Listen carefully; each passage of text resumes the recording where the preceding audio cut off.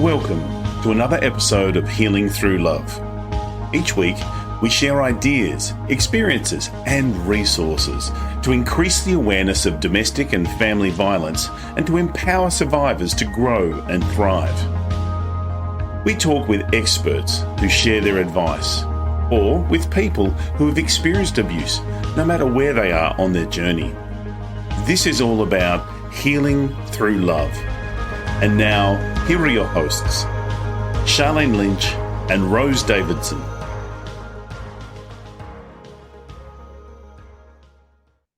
Hello and welcome to the Healing Through Love podcast. I'm Rose Davidson, and together we're shining a light on hope, resilience and transformation in the journey to end domestic violence. Each week we bring you inspiring interviews with change makers, survivors, advocates and experts who are making a difference in the lives of those affected by domestic and family violence. Whether you're on your healing journey or supporting someone who is, this is your space for powerful stories, practical tools and heartfelt inspiration. Let's heal through love. My guest today is Katherine Miura, and Katherine's going to be discussing with us insights and hope in navigating narcissistic abuse. And we sort of all know what that is, but I'm sure that Katherine's going to share some further insights with us. Now, Katherine is a licensed marriage and family therapist with a specialisation in healing and advocacy within the critical realm of narcissistic abuse. She has a busy private practice and she leverages her deep personal experience of survival and training to forge a platform that educates, inspires, and initiates essential conversations. Her work focuses on facilitating the healing journey of those devastated by manipulative narcissists and emphasises education to recognise the signs of narcissism effectively. Katherine, it's my very great pleasure to welcome you to the Healing Through Love podcast. Thank you so much for having me, Rose. Tell me a little bit about your background and if you don't mind sharing and how you ended up being a therapist. Sure. My dad's a narcissist, so I have personal experience with narcissism. I married a narcissist, and after our marriage broke up, but after that, I worked with a lot of domestic violence victims, and I also worked at a company that was run by a narcissist. Yeah. So it's been I've learned a lot from, personal experience and clinical experience. And I think my clients have taught me a lot. And, I've learned what works, what doesn't work. And it's shaped how I approach the problem and the issue. So that's kind of my background right there. Wonderful. Yeah. Do people that are brought up in a narcissistic household as children, do they attract narcissistic people in their adult life, do you think? I really believe they do, because you're basically groomed to attract narcissists by the way you were raised. A lot of times you're not allowed to have boundaries. You become a people pleaser because you work so hard to please a narcissist. And you put your needs last. Anytime they want something, you jump. So, and plus with the narcissistic rage, you learn to avoid being a target as much as possible. So I think a lot of victims have some history of abuse if you dig deep enough. I found that to be true. What are the signs we should be looking out for, Katherine, in a narcissist? Okay, this is my focus right now, to educate, to bring awareness, because the big problem is there is no consensus on what narcissistic abuse is. The NPD, we have a diagnostic criteria, but as far as, how do you tell the difference between narcissistic abuse, physical abuse, the other types of abuse. And because there are no telltale signs, there are no scars or bruises, there's no way for you to really know what's going on. So, I did find a definition of narcissistic abuse, and it talks about how it happens. It occurs when an abuser constructs a false perception of someone else's reality in order to control them. So if you look at that definition, it tells you right there, there's a lot of like deception going on. There's construction of things that aren't real. And if you take it that way, it's like the narcissist really spins a web of deception. It takes time for the victim to kind of fall into place, but the bottom line is control. They need control. They need a supply. And unfortunately, a lot of people assume that narcissists are like everybody else. That, oh, let's go to couples counseling. Let's fix our problems. They do not go into a relationship like a normal person. It's all about what do I get out of it. So, and it's about power and control. So they need strength reflected back to them by the victim. They need that because internally they're very broken people. They self-loathe. They can't stand themselves. So they need other people to reflect strength. And what I've been working on in my course is showing that you're actually the stronger one. The narcissist is actually very weak. And the victim is the one who can handle reality and move on with their lives. The narcissist has to go to another supply. So to me, when you look on the internet, there's a lot of talk about the narcissist this, the narcissist that, and they beat you up and all that. But there's not much talk about how strong the victim really is. If they change their mind shift, if they see the truth, they can actually kind of shift their strength and become stronger if they understand what's really going on. Because when they say no and they leave, the narcissist falls apart. There's nothing of substance to keep them going. They have to find another supply. I don't know if does that. Sorry, can someone be a narcissist and or have narcissistic tendencies and no one can pick up on it? The true narcissist would meet the diagnostic criteria for narcissism, but there are people that have traits, but they don't meet the full criteria. Yeah, that can be a little bit unsettling, I suppose, for the survivor, that they know that the abuser or the perpetrator has these tendencies, but they can't really pinpoint what the behavior is that they're displaying. Well, they do this. They do.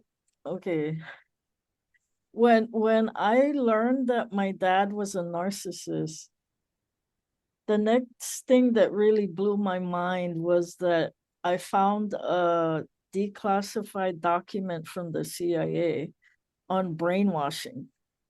And I looked at that list and I realized that my dad did that to me, that he brainwashed me.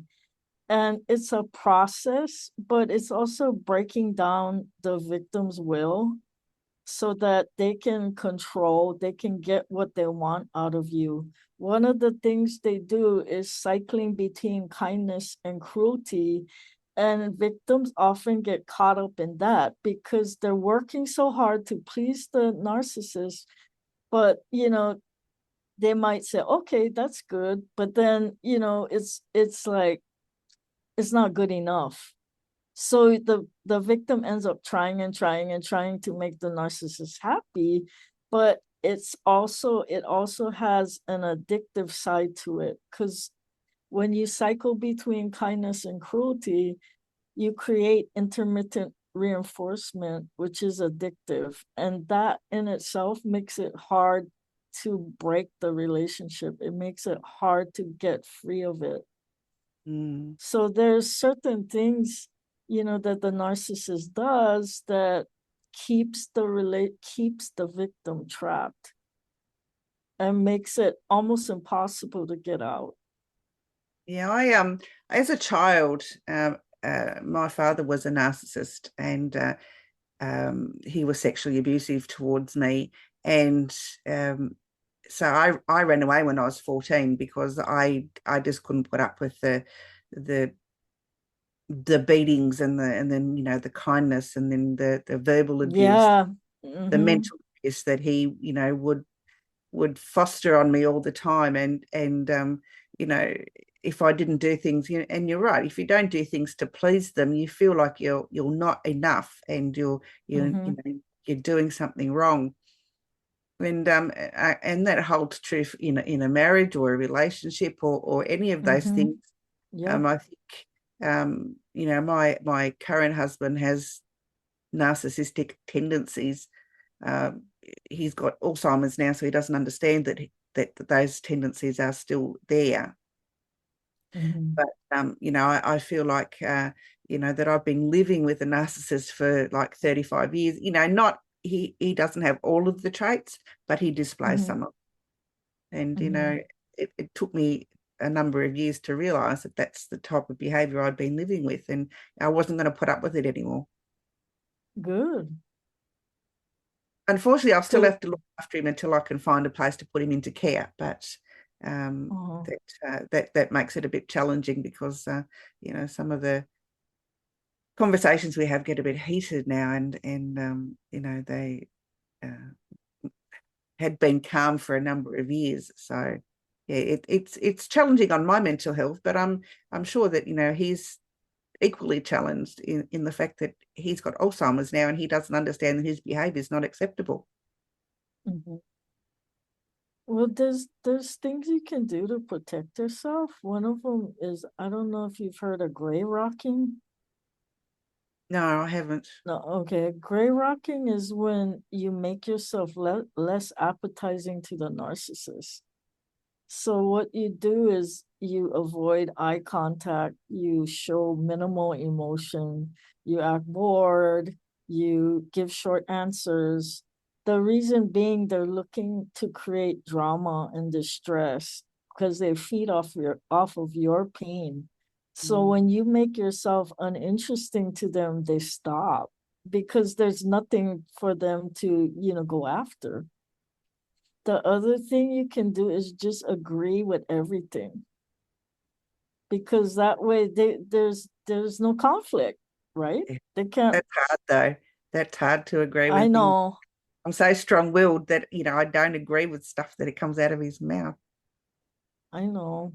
But the thing is, if you let him do his thing and you don't respond, you're not giving him what he wants. You're robbing him of his prize, and he will have nothing. And that means that if you keep doing it long enough, he won't go after you anymore. It's a process. Yeah, because it's like, I think of it like your pain is like you turning yourself into a steak or a drumstick. You know, when you make yourself unappetizing, they don't want to go after you. Yeah, no, that makes a lot of sense. That makes a lot of sense. What other strategies can, you know, other than leaving, obviously, what other strategies, if for whatever reason that they can't leave immediately, what are some strategies other than this grey rocking that you spoke about that they can use to help themselves, you know, heal? Well, the thing I learned recently is I know what they're saying is very hurtful and painful for the victim. You know, it's cutting them down. It's saying they know where your wounds are. So they say things to just stick it into that wound and make it bigger. But the thing that if you can wrap your head around the fact that it's not there, it's not you, it's actually their issues, their projections of how they feel about themselves that they're trying to shove down your throat. It's not you. Actually, if you can shut the door and keep yourself separate from what they're saying and realize this is your junk, it's not my junk, and I refuse to accept it. It's when you take it in, when they attack you and you swallow it, that it becomes yours, but it doesn't have to be yours. You can shut the door on it and you can say, you know what? This is your junk. It's not my junk. I know my stuff. This isn't it. And you can kind of put up a wall or shut the door and protect yourself. And the interesting thing is, if you listen to what they're saying, they're actually giving you hints about how they feel about themselves. They're showing you their weaknesses if you pay attention. Mm. And I think, you know, that helps some of my clients to like, you know what? I I've carried this burden for so long. You know, all these things you've said about me and my shortcomings and everything else. I've carried this weight for so long. I realized that that came from you and your upbringing, but it's not mine to carry, and I don't want it. And I think it's a mind shift that, you know, you can use to strengthen yourself and strengthen your position.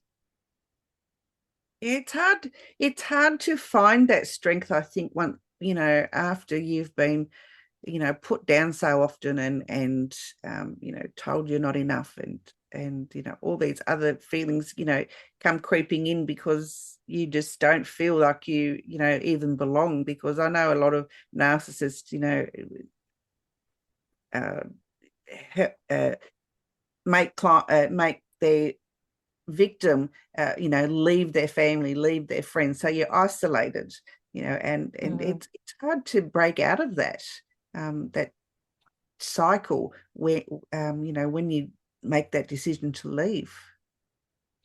Because I've found this to work and work really well.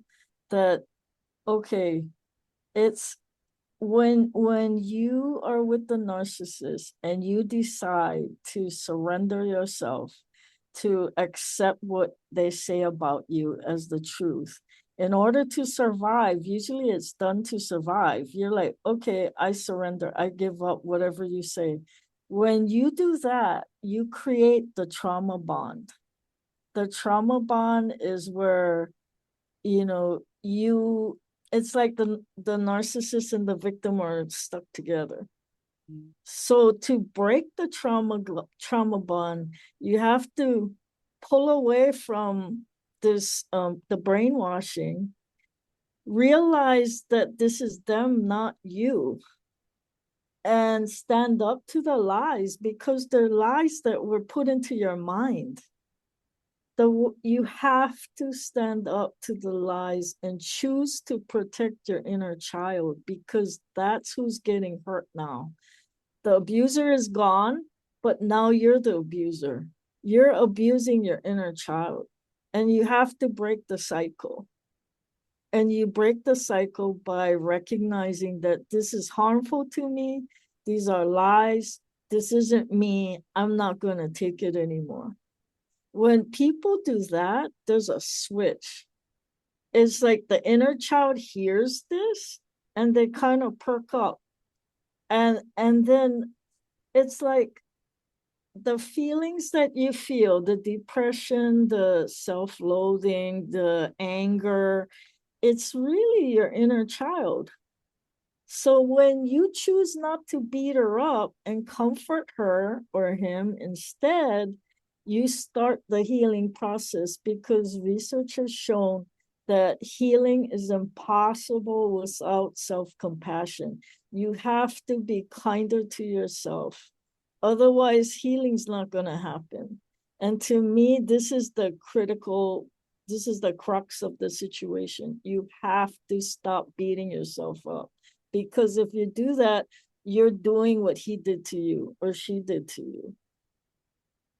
And there's a book by it's called Inner Bonding by Margaret Paul. I found that book to be, it shows you clearly how this process works. And her end goal is to not just make you a better person, but a better lover, a better parent. You know, it's across the board. This affects everybody in your life.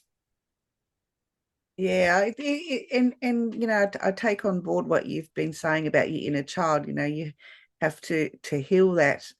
You know, and it's sometimes hard.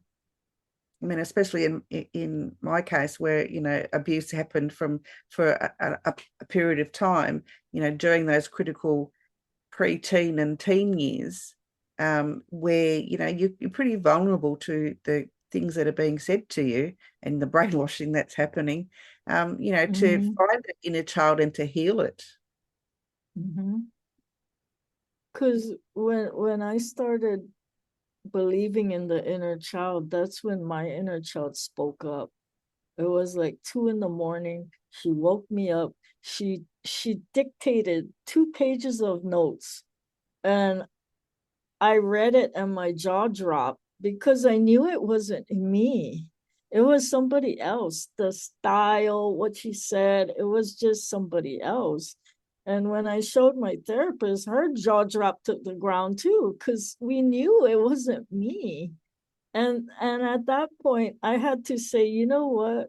Hands down, you're real. I can't deny it anymore. You are real. You know my history. I believe you. And from then on, you know, I learned to walk with my inner child instead of fight her or abuse her. And to this day now, when I work with clients, my inner child is sniffing around trying to find their inner child, which is kind of cool. Oh, absolutely. Now, if you want to find out more about Katherine, you can find her in a Facebook group called Narcissism Insights, and on her website at katherineMiura.com.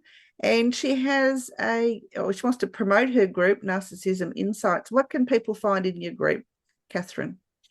Well, we're forming the group, and I'm getting ready to launch my course, Reclaiming Your Life from Narcissistic Abuse. So that is gonna be released not too long from now. And then we're gonna start really forming the groups and you know, doing as a follow-up to the course. And can people find the course on your website when it's up and going? Yeah. Yeah. Wonderful. Katherine, sorry. KatherineMiura.com. Lovely. All right. Katherine, would you like to share anything else with us today? I would like to say, you know, there is hope, even though you might feel like, you know, you're in a stuck place. There is hope. I came out of it, and I have a book about my journey, but there are ways out. And if you just keep putting one foot in front of the other, and just learn to believe in yourself and get the book Inner Bonding, it'll walk you out of this mess. Yeah, thank you for sharing that. I think we all need that little bit of a push sometimes that you know, takes us away from the abuse that we've allowed ourselves to put up with. You know, and a lot of times it's over a number of years. So I thank you for sharing your insights into narcissism, Katherine, and I thank you for joining me on the Healing Through Love podcast today. Thank you so much for having me. Thank you for joining us for this episode of Healing Through Love. You can get further resources, see the show notes, or simply reach out to us via our website at htlaustralia.org. Thanks so much for joining us, and we look forward to your company next time on the Healing Through Love podcast.